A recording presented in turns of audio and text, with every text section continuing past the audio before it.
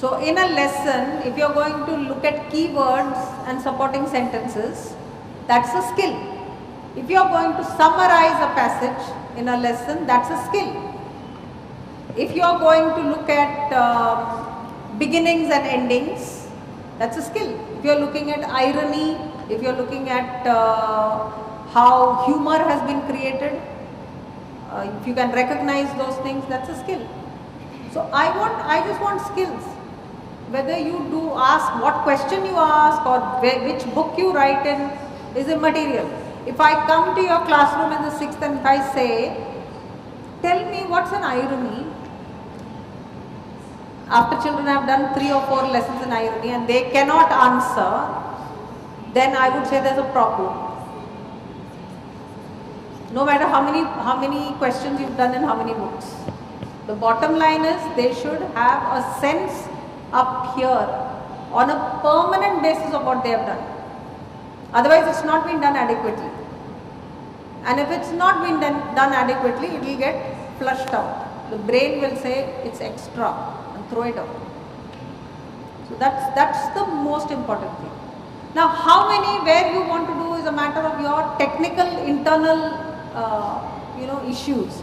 But I would say don't burden the child, and not more than 50% of your questions should be factual. 50% factual for all children to pass. These are also golden rules. You do not torture children and fail them by giving them a very hard paper. Every child has the right to pass, which means your core basic learning, which you have repeated 5-6 times, is what you will put in that 50%. 30% will be increasing levels of difficulty. And the last 20% will be so hard that only that one child in your class who's a genius can do it. Thank you, ma'am.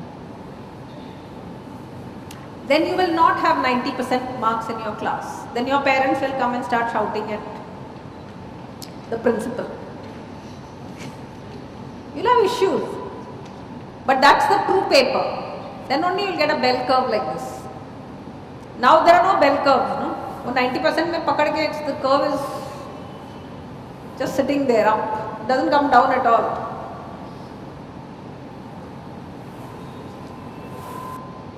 Then I think I should go home at 1.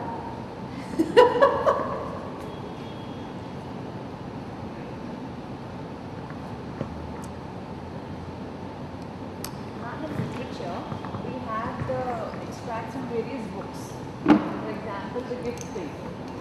So then, which class? Grade 7, grade 8. Sorry.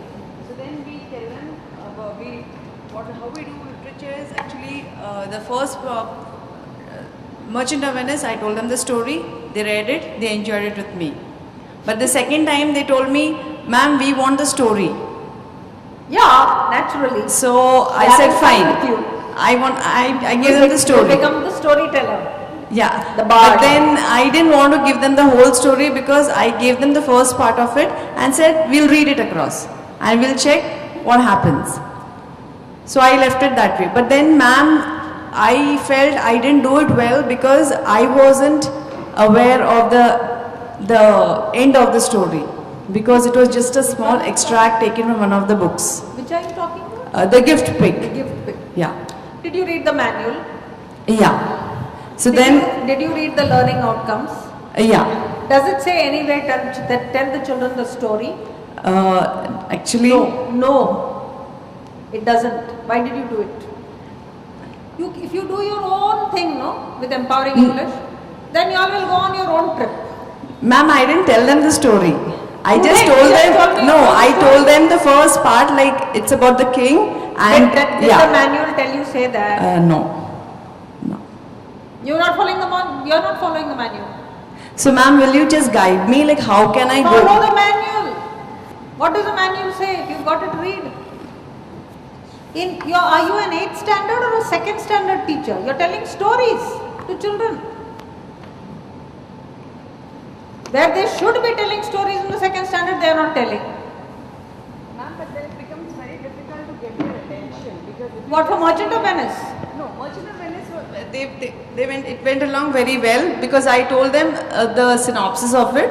Like, it happened like this. But Why then, they can't read? They are in the 8th ma'am, it's just a standard. small part of it where only the court scene happens. So then when they don't know what has happened before, I thought they wouldn't be able to understand what exactly are They the... can't Google, they can't find out. They're Googling for everything else. You can Google and get Shakespeare from one line to one paragraph. It's all there. Why would you are mollycoddling them. They will never be free of you. They should be autonomous. Ma'am, I agree to it, but let me tell you, from the class of 30, I think 10 of them are just not computer savvy. Because I told them to, as I said, as you told... I would worry about that. Yeah. And I would make them computer savvy first. Because you cannot live in this world without being computer Very savvy. true, very true. So I wouldn't tell them either way, anyway. I would say go and find out, sit with this guy and learn how to do it. There's no excuse. There's absolutely no excuse. Trust me, you're not doing them a favor. You're doing them a disfavor by going in that direction. Do not do it. They are in the 8th standard. They can help themselves. And if they can't help themselves, let them fall. We have this worry about children falling. We have to catch them all the time and keep them in one place. Let them fall. They'll learn. Not to do it the next time. You cannot tell them stories. They should find out. I'm sure they have the Google on their phone, most of them. Nowadays you don't even have to, start a computer. They've all got it. You want to bet? Those 10 children, you bring them to me. I'll show you how much they have. It's an excuse. And you are just pandering to that whole thing. Please follow the manual. The manual will never tell a story. Never. Do not tell, because if you do this, you will go on your own trip. It's like grammar. Now I'm telling you to do it a particular way. Now if you say I'm going to teach the phrase differently, I'm going to stand there and give notes on the phrase, then you cannot come back to this. You can either do that or you can do this. You can't be in the middle and do any kind of, you have to give it your entire 1 year or fully for that. And your children will show you how successful it is. Even if you do it badly, it will show the children will do better. It's like that. That's the way the system is designed.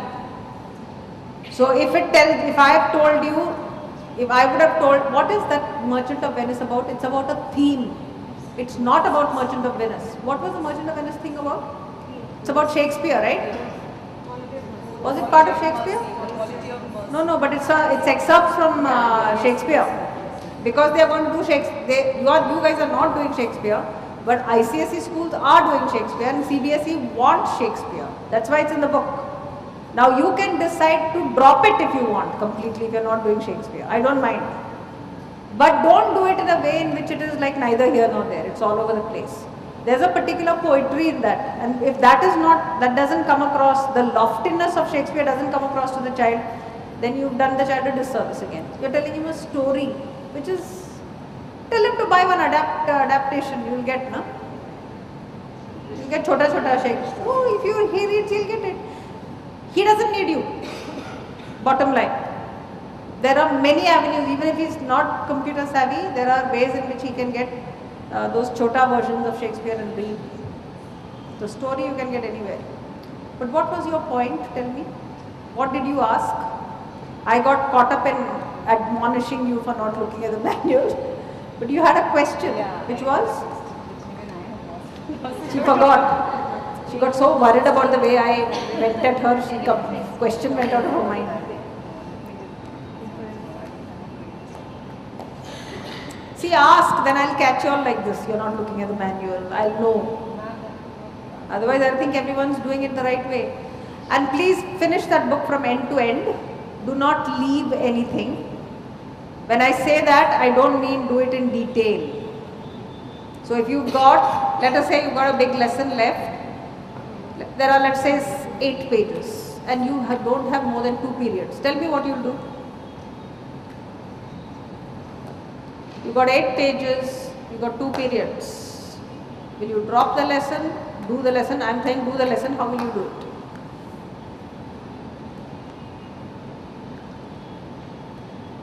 These are questions they should have asked you in your B.Ed college. Then you would have come here with the answers and done the right thing. So tell me how you do that lesson. 8 pages, 2 periods are left. What will you do? Huh? Comprehension? You want children to read 8 pages and do comprehension? What will you do? Huh? Discussion of questions? What do we want to do? 2 periods I've got. I can't do discussion. There are like 15 questions behind. And they have not read it, so they can't do the questions. What will I do? They have to read the story, no? They have not read the story.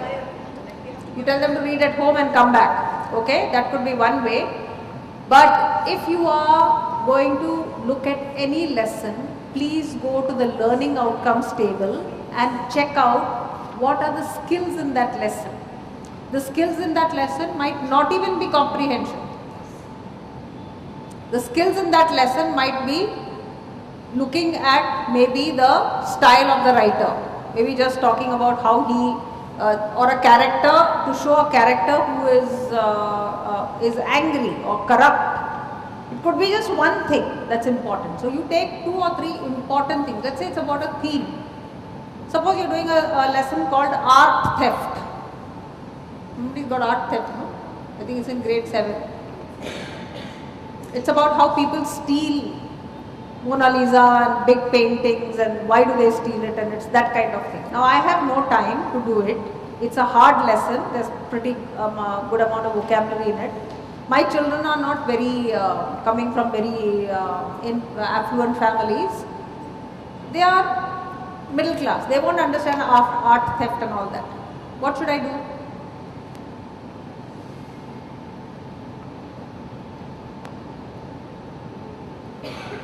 What is the most important thing in the manual I will check? One of the most important things in the manual is what are the various ways in which people store money. Why will I do that with them? Why is that important? Because it's a life skill. So they put money in banks. Where else do they put money? Come on, tell me. I'll do this in the classroom. I'm basically treating you as a class because I don't have children. Tell me. You will invest in what? Shares. Then big ones you're missing. Antiques, okay. Property, land, isn't it? The big ones are these. Then you think your children will enjoy this? If their children are merchants, they'll thoroughly love it. And they'll know all of it also. They'll tell you more. They'll say, Miss, what about futures? Which you won't know. So you'll have to say, what is futures? Tell me. So, gold, isn't it? You forgot gold, you're women. Then, and you will say there's one more. I'm not going to open that book at all because I've got 2 periods. I can't do 6 pages. I'm just going to have this conversation. The other thing is art. So we'll talk about, there might be 2 children in my class who know something about it. I'm going to give those children an opportunity to talk about art. So who knows about art here in this group? Nobody? That's not possible. Which is the most famous painting in the world? See, I will not tell you, I will question. Yes, probing questions. What is the most famous art? Mona Lisa. Any other? Huh? The Last Supper. So you'll give me 2, 3. Now if I'm going to come prepared, if you've got a smart board, I'll flash those paintings on the board. Right? It's very easy to do. Take it off the net and flash it. Is that good education for my children? Yes, because if you don't know what the word Mona Lisa connected to that picture, you are quite illiterate. That's the way it is. You should know something. Then I'll say, who's a famous painter here? Kaun hai? India mein Da Vinci.